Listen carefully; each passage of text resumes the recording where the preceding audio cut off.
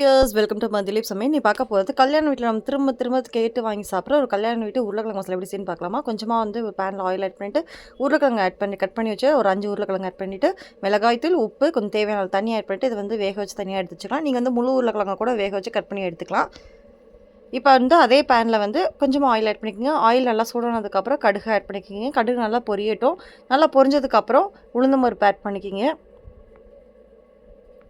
உளுந்தம் பருப்பு நல்லா கோல்டன் ப்ரௌன் ஆனதுக்கப்புறம் கருவேப்பிலை ஆட் பண்ணிவிட்டு சின்ன வெங்காயம் கொஞ்சம் பூண்டு வந்து ஒரு ஃபுல் பல் பூண்டு தட்டி ஆட் பண்ணிவிட்டு தேவையான உப்பு ஆட் பண்ணி நல்லா சுருள வதக்கிக்கலாம். அடுத்து தக்காளி ஆட் பண்ணிக்கிங்க. தக்காளியும் சேர்த்து நல்லா வதக்கினதுக்கப்புறம் மிளகாய்த்தூள், மல்லித்தூள், கரம் மசாலா, சோம்புத்தூள் மெயினாக ஆட் பண்ணிக்கணும். மஞ்சத்தூள் கொஞ்சமாக ஆட் பண்ணிட்டு மல்லித்தூள் இதெல்லாத்தையும் ஆட் பண்ணிவிட்டு கொஞ்சமாக தண்ணியாக ஆட் பண்ணிவிட்டு இதில் ஒரு பச்சை வாசனை பொறுக்கு நல்லா வதக்கினதுக்கப்புறம் நம்ம வேக வச்ச உருளைக்கிழங்கு வந்து ஆட் பண்ணிவிட்டு நல்லா பெரட்டி ஒரு 5 மினிட்ஸ் நல்லா பெரட்டி விட்டிங்க அப்படின்னா சூப்பராக வந்து ரெடி ஆயிடும். கொஞ்சமாக வந்து பெருங்காயத்தூள் கொத்தமல்லி தூவி இறக்கிட்டா அவ்வளோதான், சூப்பரான ஒரு கல்யாண வீட்டு உருளைக்கிழங்கு மசாலா ரெடி ஆயிடும். இது வந்து நீங்கள் தயிர் சாதம், தக்காளி சாதம், சாம்பார் சாதம், ரசம் சாதம் இதை சாப்பிட்டா சூப்பராக இருக்கும். கண்டிப்பாக ட்ரை பண்ணி எப்படி இருக்குன்னு சொல்லுங்கள். Thank you so much. பை.